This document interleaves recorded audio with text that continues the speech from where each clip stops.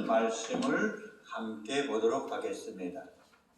신약성경 누가복음 4장 21절로 30절 말씀입니다. 누가복음 4장 21절에서 30절 말씀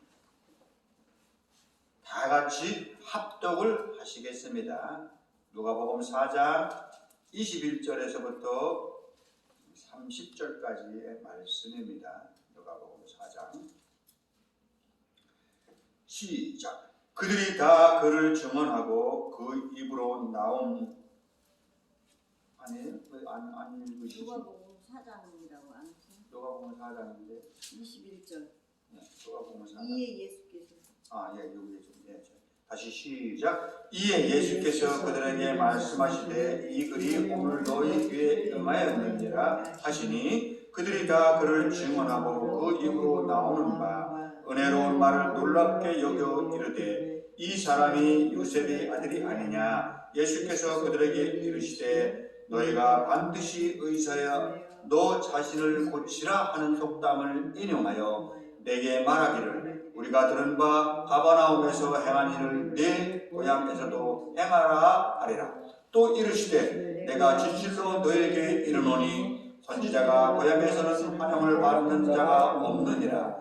내가 참으로 너에게 이르노니 엘리야 시대에 하늘이 3년 6개월간 닫히어 온 땅에 큰 흉년이 들었을 때에 이스라엘에 많은 과부가 있었으되 엘리야가 그중 한 사람에게도 보내심을 받지 않고 오직 시돈 땅에 있는 사렙다 한 과부에게 뿐이었으며 또 선지자 엘리사 때에 이스라엘에 많은 나병 환자가 있었으되 그 중에 한 사람도 깨끗함을 얻지 못하고 오직 수리아 사람 나만 뿐이었느니라. 이 땅에 있는 자들이 이것을 듣고 다 크게 화가 나서 일어나 동네 밖으로 쫓아내어 그 동네가 건조를 산 나무떨어지까지 끌고 가서 밀쳐 떨어뜨리고자 하되 예수께서 그들 가운데로 지나서 가시니라.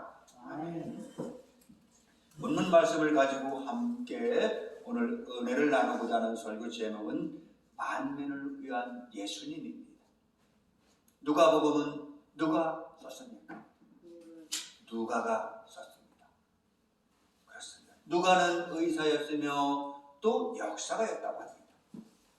그리고 그는 이방인이었기 때문에 이 누가복음을 쓸 때에 이방인을 대상으로 서신이 아니라 복음서를 기록을 했습니다. 누가는 사도 바울의 제자였다고 합니다. 여러분, 에디슨을 아십니까? 다 알고 계실 겁니다. 우리 저쪽에서 온 우리 심킬류 형님도 에디슨은 알 거예요. 그는 발명왕 아닙니까? 이 땅에 있는 많은 것들을 발명을 했습니다. 여러분, 라이트 형제라고 아십니까? 라이트 형제. 비행기를 만드신 사람입니다. 형제는. 에디슨, 라이트 형제 너무 유명한 사람 아닙니까? 모르는 사람 없지. 그러면 알렉스라고 아십니까? 에벨토프라고 아십니까? 들어본 것 같지 않습니까? 저도 사실은 말씀을 준비하면서 처음 들어봤어요. 여러분, 에디슨이 많은 발명을 한 사람이고 라이트 형제는 비행기를 만드는 사람이라고 다 알고 있습니다. 근데 이 두 사람의 공통점은 무엇입니까?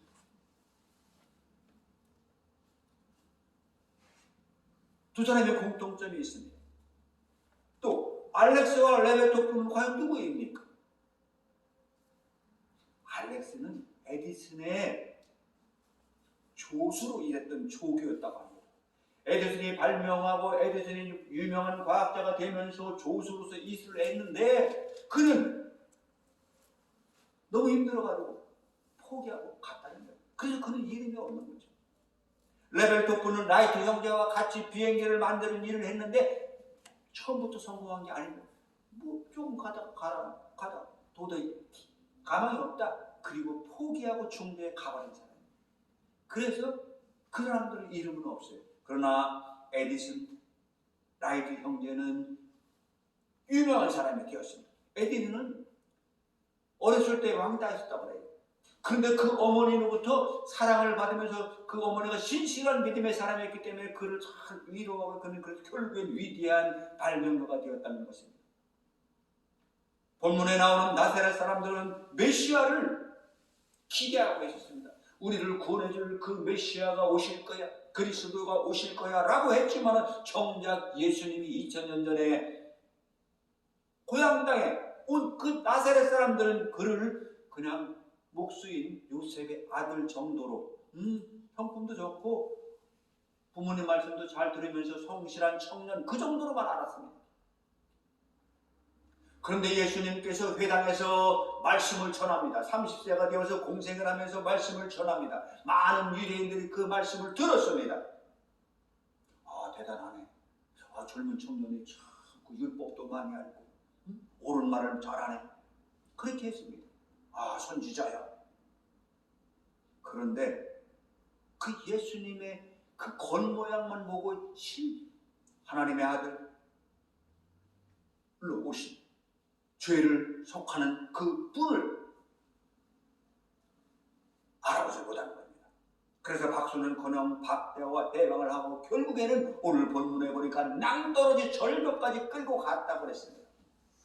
그렇다면 오늘 본문을 통해서 우리에게 주시는 영적인 교훈이 무엇인가 한번 같이 살펴보도록 합시다. 첫 번째로 그리스도는 하나님의 언약의 확증자라고 하셨습니다. 예수님은 하나님께서 구약에서 우리에게 약속해 주신 언약을 확증, 증거, 분명히 하기 위해서 오셨다는 것이죠. 21절에 보면 우리 21절 다 같이 한번 읽어보겠습니다. 21절입니다. 시작. 이에 예수께서 그들에게 말씀하시되 이 글이 오늘 너희 귀에 응하였느니라 하시니 오늘 너희에게 응했다고 했습니다. 이 말씀은 내가 바로 이 예언서에 기록된 율법, 구약 성경에 기록된 그 메시아다라고 말씀하시는 것입니다. 사도 바울은 이렇게 말합니다. 우리가 아직 죄인 되었을 때 그리스도께서 우리를 위하여 죽으심으로 하나님께서 우리에 대한 자기의 사랑을 확증했다고 했습니다. 그렇습니다. 하나님은 당신의 언약을 다른 방법으로 증명한 것이 아니라 이 땅에 오신 예수님을 통해서 완전한 인간이요 완전한 신이신 그분을 통해서 확증했다는 것입니다. 그리고 우리는 구약 성경에 기록된 하나님의 언약의 성취를 이 땅에 오신 예수님 때문에 성취된 것입니다. 하나님의 약속은 얼마든지 그리스도 안에서 그 확증을 가질 수가 있는 것입니다. 그것이 곧 하나님의 영광인 것입니다. 사랑하는 성도 여러분, 아브라함의 복, 다윗의 복, 솔로몬이 누렸던 복, 그리스도의 부활과 영생의 복을 받기를 원한다면 예수 그리스도를 믿어야만 되는 것입니다. 예수 그리스도를 믿을 때에 그 축복을 누리는 삶을 살 수가 있다는 것입니다. 이와 같이 예수는 더 좋은 언약의 보증이 되었다고 히브리서에 기록합니다. 그렇습니다. 두 번째로 말씀을 전하는 이보다 그가 전하는 말씀에 초점을 맞춰야 되는 것입니다. 저 손가락만 보는 아니 그 가리키는 곳을 봐야 된다. 가리키는 곳. 예수님께서 가리키는 것, 말씀의 그 요지를 우리는 알고 깨달아야 된다는 것을 22절에 그리스도의 말씀을 듣고 고향 사람들은 반응을 합니다. 나사렛 사람들은 반응을 합니다. 아, 귀하네. 놀랍고 은혜다. 그런데 이 사람들은 예수님을 요셉의 아들, 아, 성실한 청년이야. 뭔가 참 율법에 대해서 많이 하네. 그런 정도만 알고 있었습니다. 예수는 그 지혜와 그 키가 자라며 하나님과 사람에게 더 사랑스러워 갔다고 했습니다. 하나님과 사람 앞에 사랑스러워 갔다고 했습니다. 로마의 고넬료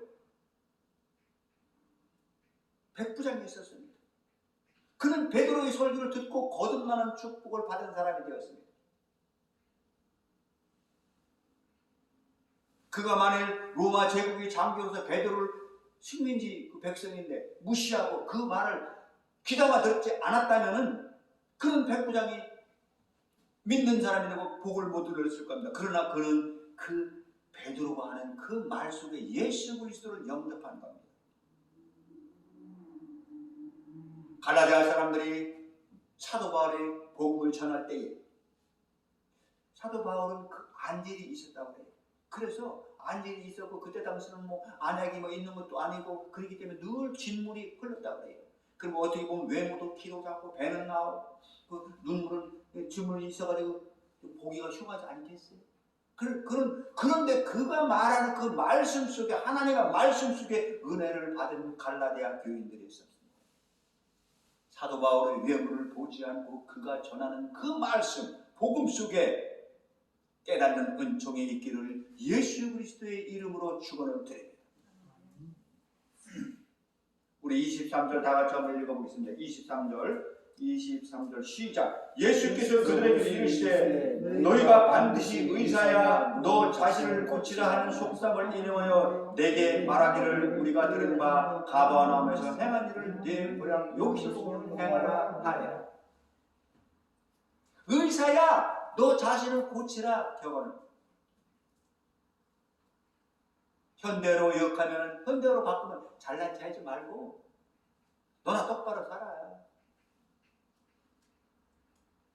병 들어가지고 뭐 너나 똑바로 하지 잘난 체 하지 말고. 제가 깨달은 바가 하나 있었습니다. 말씀을 준비하면서 제가 같이 동역하는 그 선교 단체에 김현배 목사님이라고 계셨습니다. 70은 안 됐고 60대 후반 정도 되시는 목사님입니다. 헌신적으로 많이 이렇게 하셨습니다. 뭐 취하. 그런데 1월 초순이더라고요. 사실 가보지는 못했습니다. 코로나 전국에. 그분이 세상을 떠나고 소천을 하셨어요. 그런 마음이 있었습니다. 그래서 회개를 했습니다. 아이, 본인 건강하니라 잘하시지만. 어쨌든 그분은 강단에서 말씀으로 치유하고 가르치는 사역을 하다가 가셨더라고요. 아, 자기 좀 잘 고치고 갈 것이지. 그런 교만한 마음을 가졌었습니다. 그러나 말씀을 준비하면서 회개했습니다. 하나님, 내 교만함 때문에 내가 그렇게 했던 걸 회개합니다. 우리가 말씀을 전할 때에 어떤 현상이 안 일어나고 안 됐다고 할지라도 하나님은 그것을 인정하시고 당연히 소천하셨기 때문에 천국에 가셨고, 아니, 주님 만나러 먼저 가셨으니까요. 이 땅에서는 빨리 죽었기 때문에 서운할지 모르지만 먼저 가셨잖아요. 지난 주간에 사실은 제가 또 신앙생활 오랫동안 같이 했던 우리 동은교회 유원주 목사님이 소천을 하셨습니다. 그 월요일날 제가 갔었습니다. 많은 저기가 있었습니다. 그분이 23년 심하셨고 나는 거기서 먼저 갔었기 때문에 오랫동안 같이 신앙생활을 했습니다. 괴로운 세상, 여기서 누리는 것 같지만 그래도 뭔가 부족한 세상을 떠나고 하늘나라에 가신 그분들, 결국엔 나도 하늘나라에 가서 그분들과 만날 수 있다는 소망을 가졌습니다. 의사야 너 자신을 고치라. 예수님은 비유합니다. 잘난 체 하지 말고 너나 똑바로 살아라. 참으로 주님은 우리의 모든 생각을 아시고 심중을 아시는 전지자입니다. 우리의 생각 다 아시고 계십니다. 제자들의 생각 다 알고 계셨습니다. 사랑하는 성도 여러분, 주 앞에서 죄를 숨기려는 자는 주님과 화목한 교제를 나눌 수가 없는 것입니다. 주님을 기만하려는 자는 스스로 자기를 속이는 자예요. 우리의 모든 생각과 뜻을 아시는 주님께서 우리의 조그만 죄라도 고백하고 회개할 때에 주님과 참다운 교제가 되는 것입니다. 네 번째로 그리스도의 은혜는 오직 그를 경외하고 순종하는 자만이 받을 수 있다고 했습니다. 경외하고 순종하는 자, 그렇습니다.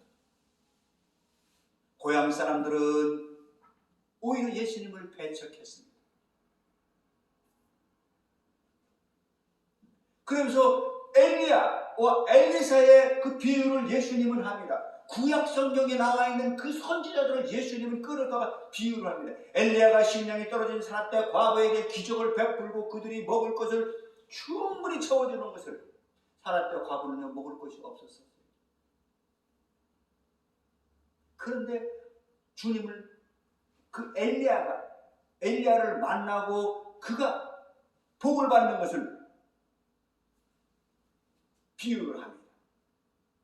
그 가정의 식량과 기름이 끊어지지 않도록 축복한 엘리야 선지자를 말합니다. 그리고 선지자 엘리사입니다. 엘리사.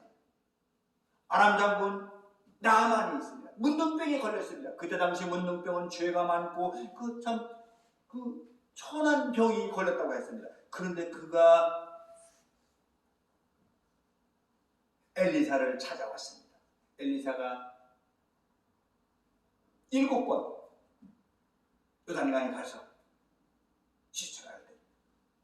그거 가지고 되겠어요? 사실 어떻게 약을 발라주든지 뭐 이렇게 해야지. 그런데 그는 그래도 자존심을 다 내려놓고 그렇게 했을 적에 순종했을 적에 문둥병을 낫게 된 것입니다. 그렇습니다. 그런데 예수님은 그 이방인들을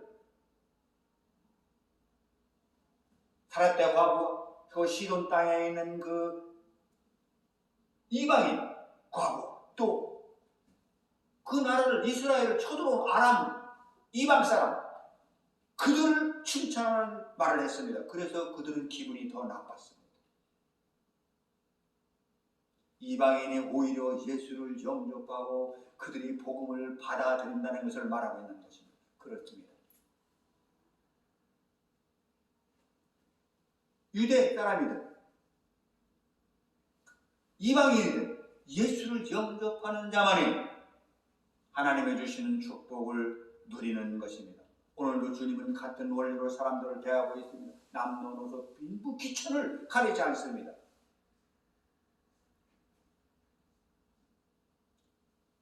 예수 이름을 부르며 믿고 순종하는 자만이 누리는 복입니다. 주께서 죄를 생각하게 하실 때 감사하는 마음으로 회개하는 것입니다. 감사하며 회개를 해야 돼요. 지적을 당했을 때 기분이 나빠서 감정이 상해서 그러면 안 된다는 것입니다. 말씀으로 또 양심적으로 깨닫게 할 때에 회개하고 돌아와야 된다는 것입니다.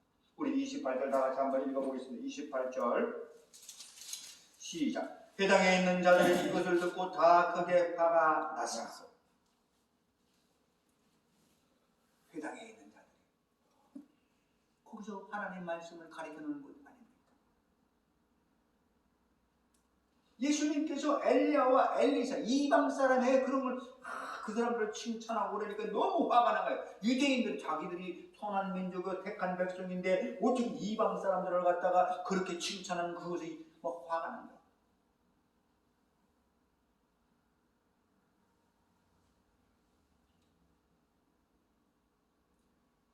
전도서 12장 10절 11절 말씀 우리 한번 찾아봅시다. 제가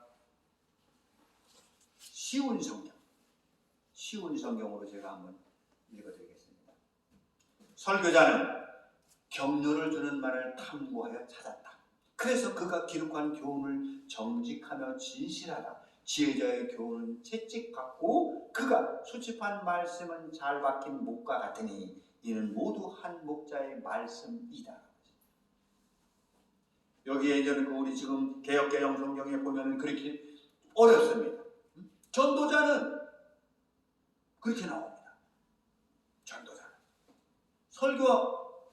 설교하는 사람의 격려하는 말을 잘 듣고 그 교훈을 잘 받아들이고 그런데 그 지혜자의 교훈이 우리 마음을 찌른다 이거죠. 우리 마음을 찌른다 이거죠. 그런데 그때 깨닫고 회개하는 자가 복이 있다는 것입니다. 여러분, 죄를 지적받았을 때 회개하는 대신 분노하고 저기를 나타내는 것이 불의한 사람들의 반응입니다. 창세기 4장의 가인은 그랬습니다. 동생 아벨을 죽이고 하나님이 가인에게 물어봤습니다. 네 동생 아벨이 어디 갔느냐 물어봅니다. 그러니까 오히려 가인은 화를 내면서 알지 못하나이다. 내가 아우를 지키는 자이니까 라고 오히려 역정을 냅니다. 화를 냅니다. 왜 그렇습니까? 왜 분노합니까? 우리의 이 내면에 그 아담의 선악과를 따먹었던 그 아담의 죄성이 남아있다는 것입니다. 핑계하고 감추려 하고 하나님을 이렇게 감추려 한다는 것이죠. 그렇습니다. 그렇기 때문에 우리는 예수 그리스도를 영접하고 회개하고 양심적으로 가책을 받을 때 주님께 그것을 고해야 되는 것입니다. 2000년 전 초대교회에 스데반 집사라고 있었습니다. 7집사 중에 한 사람입니다. 그는 핍박을 받았습니다. 예수를 전하고 다닙니다. 스데반 그 집사가 스데반이 그 순교하는 그 현장에 바울이 사도가 되기 전에 사울 예수를 믿는 사람들을 잡아서 감옥에 가두는 그런 일을 할 때 그 사울이 그 현장에 있었습니다.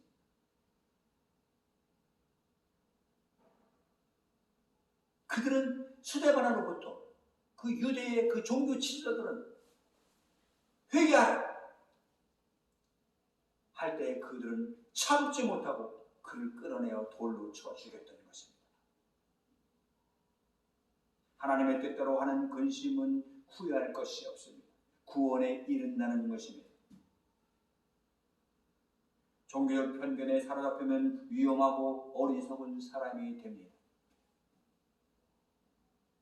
29절 다 같이 읽어보겠습니다. 29절 시작. 일어나 동네 밖으로 쫓아내어 그 동네가 건설된 산상 떨어지까지 끌고 가서 미쳐 떨어뜨리고자 하니. 나사렛 그 동네는 갈릴리 바다라고 우리가 하잖아요. 갈릴리 호수. 그런데 그 갈릴리 그 호수의 남쪽에 있는 아주 경사진 그런 곳에 건설된 마을이었다고 합니다. 그런데 그렇기 때문에 벼랑이 있는 거죠. 벼랑. 거기로 끌고 가서 예수를 미쳐서 떨어지면 죽겠죠. 그렇게 하려고 하는데 예수님이 피하는 거죠. 중간으로 해서 갔다 그랬습니다. 아마도 그들은 예수 그리스도를 반민족주의자로 여겼던 것 같습니다. 왜요? 이방인들을 칭찬하고 오히려 유대인들을 인정하지 않았기 때문에. 그래서 그들은 예수님을 그 낭떠러지로 떨어뜨려서 죽이려고 했던 것입니다. 그들은 할례받지 않은 이방인들을 개라고 했습니다. 저 이방인들은 개 같은 사람들이 할례도 안 받고 하나님의 우리는 선택받은 민족이지만 저들은 개 같으라고 멸시하고 있습니다. 그래서 지옥의 땔감으로나 쓰여있는 인생들이라고 아주 멸시했습니다. 오직 유대인들만이 아브라함의 자손으로서 하나님의 택하신 선배이라고 그들은 교만했었습니다. 사랑하는 성도 여러분, 편견은 무서운 것입니다. 사람을 깔보게 배관시 한다는 것은 깔보고 업신여긴다는 말입니다. 내 생각과 내 사상이 작다로 상대방을 다른 사람들을 배관시한다. 깔보고 업신여긴다는 것입니다. 거기서 더 무서운 것은 종교적 편견입니다. 종교적 편견을 가진 사람은 내가 믿는 것만 올바르고 다른 것은 틀렸다고 합니다. 그러나 우리가 분명한 것은 여기서 하나님 유일신 것은 우리는 인정을 해야 됩니다. 요 아래층에 또 3층에 절간이 있잖아요. 우리는 기도해야 됩니다. 그들은 몰라서 어마한 내 시간을 낭비하고 세상을 참 불쌍한 인생들 아닙니까? 2층에 순복음교회 있습니다. 같은 우리 기독교입니다. 서로 그들이 잘 되기를, 순복음교회가 잘 되기를 서로 기도하고 응원해 줘야 됩니다. 여러분, 구교 아시지요? 구교라고 하는 그 2000년 전에 예수님이 나오고 나서 교회가 생겼는데 교회가 생기면서 사실은 구교가 시작된 겁니다. 예수를 따르다가 보니까 율법적으로 자꾸 바뀌다가 보니까 그들이 기독교인을 얼마나 핍박했는지 모릅니다. 자그마치 8천만 명을 죽였다고 했어요. 그들은 중세 때부터 자기들이 개신, 새로 믿는 종교, 그 사람들을 8천만 명이나 죽였다는 것이죠. 끔찍한 일입니다. 어떤 전쟁보다도 더 많은 이 세상에서 종교적인 편견 때문에 죽었다는 것입니다.